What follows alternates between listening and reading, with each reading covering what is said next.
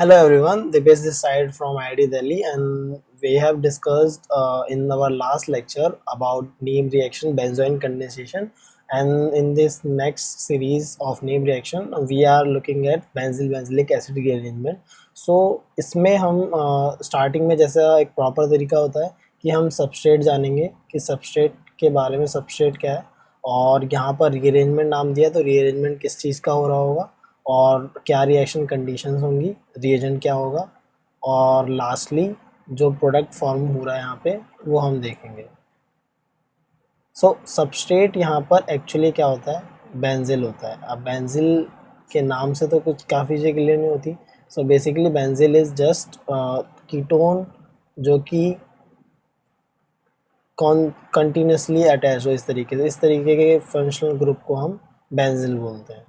और इसका ही रीअरेंजमेंट होता है बेसिक कंडीशंस में। बेसिक कंडीशंस जैसे NaOH ले लिया हमने या फिर KOH ले लिया, NaOH KOH, और इनकी इसी कंडीशंस में यहाँ पर बेंजिलिक एसिड का फॉर्मेशन होता है जो कि इस तरीके का फंक्शनल ग्रुप रखता है। ठीक, तो यहाँ पर ये कार्बोक्सिलिक एसिड का फंक्शनल ग्रुप है एंड देन यहाँ पे अल्फा पोजीशन पे इस पे हाइड्रोक्सी ग्रुप अटैच्ड है। सो स्टार्ट करते हैं हम इसके मैकेनिज्म से। सिंपली सबस्ट्रेट जो हमने ये लिया बेंजिल, इसी को लेते हैं PH C double bond O C double bond O PH। Now reaction में बेसिक कंडीशन थी तो OH माइनस वहाँ से अटैकिंग न्यूक्लियोफाइल आएगा और वो अटैक करेगा किसी भी कार्बोनिल ग्रुप पे। वो बाकी चीज़ें हम देखेंगे, अभी तो जो दोनों तरफ है सिमेट्रिकल है, तो सिमिलरली वो किसी भी अटैक कर सकता है, कोई इशू नहीं है। सो यहाँ पर अटैक किस पे कर रहा है, पाई स्टार CO ऑर्बिटल में, जो ये पाई बॉन्ड था उसमें। सो किसका फॉर्मेशन हुआ, C डबल बॉन्ड O, ये इंटरमीडिएट बनेगा कार्बन O पे negative charge and then PH और यहाँ पे OH, ये जो बेस से आया होगा। अब यहाँ पर रीअरेंजमेंट होता है कि जब ये O माइनस वापस आता है तो ये PH माइग्रेट करता है इस कार्बोनिल ग्रुप पे और यहाँ पर नेगेटिव चार्ज इस तरीके से आता है। सो माइग्रेशन कैसे हुआ, यहाँ पर PH ग्रुप का माइग्रेशन हो रहा है। ठीक, समझ में आ रहा है। देन PH CO माइनस, PH ग्रुप यहाँ पे अटैच हो गया, C double bond O OH। ठीक, अब यहाँ पर इंटरेस्टिंग केस आता है, जैसे हमने बेंजोइन में देखा था कि H प्लस का ट्रांसफ़र हो रहा था और वो मोर स्टेबिलिटी की तरफ जा रहा था कि किस तरीके से स्टेबिलिटी इंक्रीज हो सकती है। जैसे यहाँ पर O नेगेटिव चार्ज है और वो साथ में इलेक्ट्रोन ग्रुप हम कह सकते हैं PH के साथ अटैच्ड है, लेकिन अगर यहाँ पर इंट्रामोलिकुलर प्रोटॉन ट्रांसफ़र हो जाए और मैं इस प्रोटॉन को, इस H वाले प्रोटॉन को इस O माइनस में पहुंचा के इस पे नेगेटिव चार्ज रखूं, तो बेसिकली होगा क्या कि C double bond O minus पे नेगेटिव चार्ज आ रहा होगा, जो कि ये इक्विवेलेंट रेजोनेंस स्ट्रक्चर बना रहे होंगे आपस में, जिसकी वजह से इनकी स्टेबिलिटी ज़्यादा होती है। एक सिंपल किसी और O पे नेगेटिव चार्ज है तो ये ज़्यादा स्टेबल होते हैं, मोर स्टेबल। तो वही चीज़ यहाँ पर हो रही है कि इंट्रामोलिकुलर प्रोटॉन ट्रांसफ़र होगा। सो हमें देखने को क्या मिलेगा, PH C OH PH and then C double bond O minus. अब ये मोर स्टेबल है क्योंकि यहाँ पे इक्विवेलेंट रेजोनेटिंग स्ट्रक्चर हमें देखने को मिल रहा है। अब सिंपली हम यहाँ पर कोई एसिडिक मीडियम दे सकते हैं या कोई प्रोटिक सॉल्वेंट डाल देंगे तो सिंपली वहाँ पर प्रोटोनेशन हो जाएगा। सो PH C यहाँ पे OH group and then PH और ये कार्बोक्सिलिक एसिड का ग्रुप बन जाएगा। ठीक, हम H प्लस यहाँ एसिडिक मीडियम ले सकते हैं, सिंपली कोई चेंजेस नहीं आएंगे इसमें। ठीक, तो ये हमारा क्या है, बेंजिलिक एसिड है, और जो हम सबस्ट्रेट लेके चले थे वो हमारा क्या था, बेंजिल। सो यही बेंजिल बेंजिलिक एसिड रीअरेंजमेंट है। अब चेंजेस कब आते हैं या फिर कहाँ पे एरर्स हो सकते हैं वो हम देख लेते हैं, उसके कुछ एग्जांपल्स। जैसे अब यहीं पर मैं एक केस में यहाँ पर एक बेंजीन रिंग लेता हूँ, इसकी पैरा पोजीशन पे मिथॉक्सी ग्रुप लेते हैं, यहाँ पर कार्बन डबल बॉन्ड हो एंड यहाँ पर ये बेंजीन रिंग से अटैच्ड है। अब जब हम यहाँ पर बेसिक कंडीशन रखेंगे तो हमें ये तो दिख गया कि यहाँ पे बेंजिल फंक्शनल ग्रुप है। सो अब जब OH माइनस अटैक करने आएगा तो इसके पास दो रास्ते हैं। एक रास्ता ये है कि ये सिंपली अटैक कर दे इस वाले कार्बन पे, या फिर वो अटैक कर सकता है इस वाले कार्बोनिल पे, मतलब दोनों का कार्बोनिल 1 है, कार्बोनिल 2 है। सो अब हमें ये पता है जीओसी से, हमें ये बात जानते हैं कि जो OMe ग्रुप है वो क्या लगाता है, प्लस R इफेक्ट लगाता है। तो इसके जो लोन पेयर होंगे जो डीलोकलाइजेशन में जा रहे होंगे, अगर मैं और अच्छे से स्ट्रक्चर बनाऊँ तो आपको क्लियरली समझ में आ जाएगा कि यहाँ पर हो क्या रहा है। C डबल बॉन्ड O, और ये ऑर्थो पैरा पोजीशन पर मेथॉक्सी ग्रुप है ना। इसके लोन पेयर जो प्लस R ग्रुप, इसके लोन पेयर जो जा रहे होंगे वो यहाँ पर डीलोकलाइजेशन होगा, ये डीलोकलाइजेशन फर्दर इस कार्बन ग्रुप में जाके O माइनस में जा रहा होगा। मीन्स इसका जो प्लस R ग्रुप है वो इस कार्बन 1 की इलेक्ट्रोफिलिसिटी को डिक्रीज कर दे रहा है। सो अगर इलेक्ट्रोफिलिसिटी डिक्रीज हो गई, सो OH माइनस एक न्यूक्लियोफाइल है, जब वो अटैक करने आएगा तो वो देखेगा मोर इलेक्ट्रोफिलिक कौन सा है। तो ये वाला जो कार्बन 2 है, कार्बन 2 जो है वो मोर इलेक्ट्रोफिलिक है। सो OH माइनस प्रेफर करेगा कि वो इसको अटैक करे, ना कि इस वाले कार्बोनिल 1 पे अटैक करे। सो ये वाला पाथ प्रेफरेबल होगा। और होगा क्या, यहाँ पर हमें ऐसा कुछ बनता हुआ दिखाई देगा, C डबल बॉन्ड हो, CO minus, then this benzene ring, and यहाँ पे OH अटैच हो जाएगा।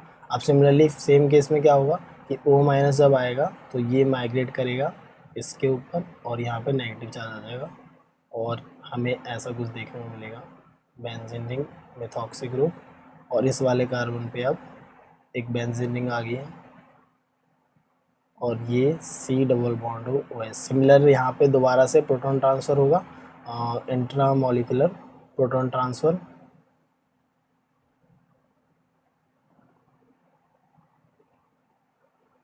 और उसके बाद हम सिंपल प्रोटोनेशन करेंगे तो हमें लास्ट में बेंजिलिक एसिड जो है प्रोडक्ट मिल जाएगा। तो ये चीज़ भी क्लियर हो गई होगी कि कैसे यहाँ पर हम प्रोडक्ट फॉर्मेशन कर रहे हैं, और जो GOC के इफ़ेक्ट्स हैं वो हम लगा सकते हैं कि अगर प्लस R इफेक्ट होगा तो इलेक्ट्रोफिलिसिटी इस कार्बन की कम हो रही होगी, और यहाँ पर इलेक्ट्रोफिलिसिटी ज़्यादा है तो ये पाथ प्रेफरेबल था और ये पाथ प्रेफरेबल नहीं था। ठीक, और कुछ एग्जांपल्स देख लेते हैं। सो यहाँ पर और एग्जांपल्स में हम ले सकते हैं,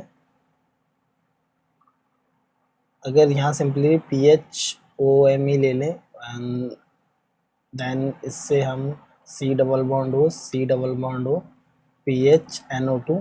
ठीक, अब ये जो OMe है वो एक्चुअली पैरा पोजीशन पे है, समझ लेना एक्चुअली ऐसा कुछ स्ट्रक्चर होगा। अगर मैं पूरा ड्रॉ करूँ, OMe, then this benzyl group PH, और इससे NO2 ग्रुप पैरा अटैच होगा। सो यहाँ पर भी सिमिलरली कि जो ये OMe होगा वो तो प्लस R इफेक्ट लगा रहा होगा, और यहाँ पर जो इलेक्ट्रोफिलिसिटी है वो डिक्रीज़ हो जाएगी, और यहाँ पर इलेक्ट्रोफिलिसिटी इंक्रीज़ हो जाएगी क्योंकि NO2 जो है वो माइनस R इफेक्ट लगाता है। ठीक, GOC में हम ये चीज़ समझ चुके हैं कि यहाँ पर माइनस R इफेक्ट लगाएगा तो इलेक्ट्रोफिलिसिटी इंक्रीज़ हो जाएगी। तो जब OH माइनस अटैक करने आएगा तो उसका अटैक यहाँ पर प्रेफरेबल होगा, ना कि इस दूसरे वाले कार्बन पे। ठीक, तो ये चीज़ क्लियर हो जानी चाहिए, आपको समझ में आ रहा होगा।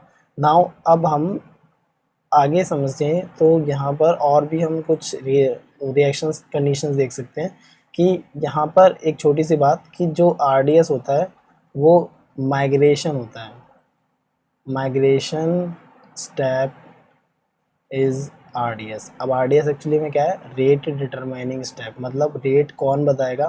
कई बार क्वेश्चंस में ऐसा होता है कि हमसे रेट कंपैरिजन पूछ लेता है, तो जो रेट डिटरमाइन करेगा वो हमारा माइग्रेशन का स्टेप होगा कि जो कौन सा ग्रुप ज़्यादा जल्दी माइग्रेट करेगा उससे हमारा रेट अफेक्ट होगा, मतलब रेट उसी पर डिपेंड करेगा क्योंकि वो स्लोएस्ट स्टेप है।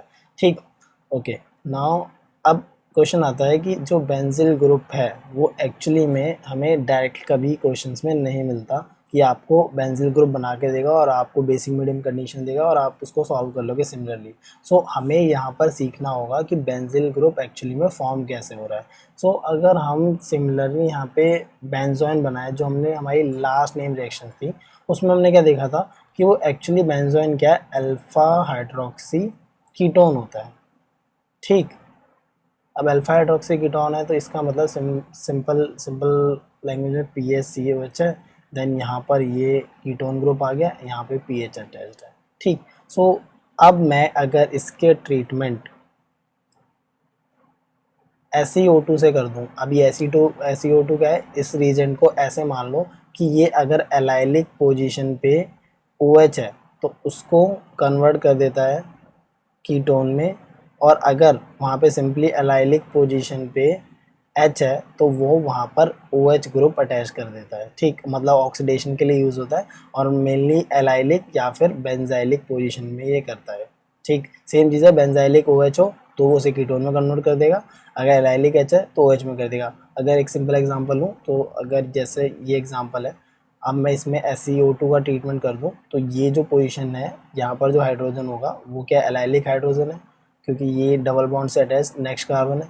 सो यहाँ पर सिंपल में यहाँ पे ये OH ग्रुप अटैच कर देगा इस H की जगह पे। इसकी जो रिएक्शन मैकेनिज्म है, जब मैं पेरिसाइक्लिक के कुछ लेक्चर्स लूँगा तो उसमें मैं एक्सप्लेन कर दूंगा कि यहाँ पे हो कैसा है। अभी के लिए सिंपल मान लो कि ये करता है।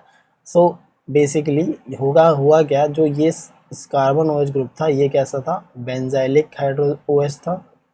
अब ये ऑक्सीडाइज हो जाएगा PHC किसमें, कीटोन में। मैंने बताया अगर OH ग्रुप होता है यहाँ पे देन PH। ठीक, सो यहाँ पे सिंपल में यहाँ पे कीटोन में कन्वर्ट हो गया। अब यही हमारा क्या है, सबस्ट्रेट है बेंजिल के लिए। अब यहाँ पर हो सकता है बेसिक कंडीशन में ट्रीटमेंट करा दे और आपसे फिर रिएक्शन का आगे वाला पार्ट पूछ ले। ठीक, सो यहाँ तक था कि हम कैसे सबस्ट्रेट बना सकते हैं।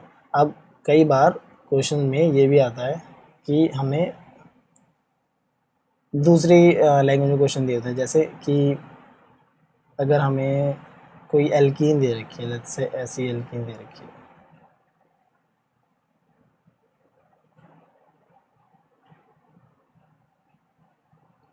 यहाँ पे बेंजीन ग्रुप है और ये एक एल्कीन है। ठीक, अब इसका अगर मैं ऑक्सीडेशन करता हूँ OSO4 या फिर KMNO4, जो कि दो डायॉल का फॉर्मेशन करते हैं, बेसिकली दो OH ग्रुप अटैच करा देते हैं, है ना। सिन हाइड्रोक्सिलेशन होता है और इस एल्कीन ये जो दो हाइड्रोजन होंगे उनकी जगह पे OH ग्रुप आ जाएगा और एल्कीन ऑक्सीडेशन में चली जाएगी।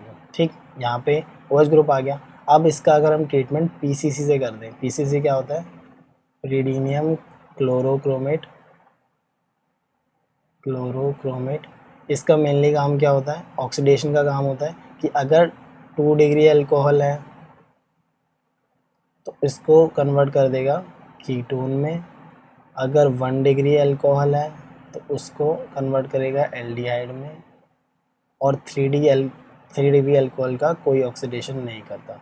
ठीक, वो भी हम रिएक्शन वगैरह समझेंगे कब होता है और कब पॉसिबल नहीं होता। अभी के लिए ये दोनों जो अल्कोहल्स हैं वो एक्चुअली में क्या है, 2 डिग्री हैं, तो सिंपली 2 डिग्री को ये किस में कन्वर्ट कर देगा, कीटोन में कर देगा दोनों अल्कोहल्स को।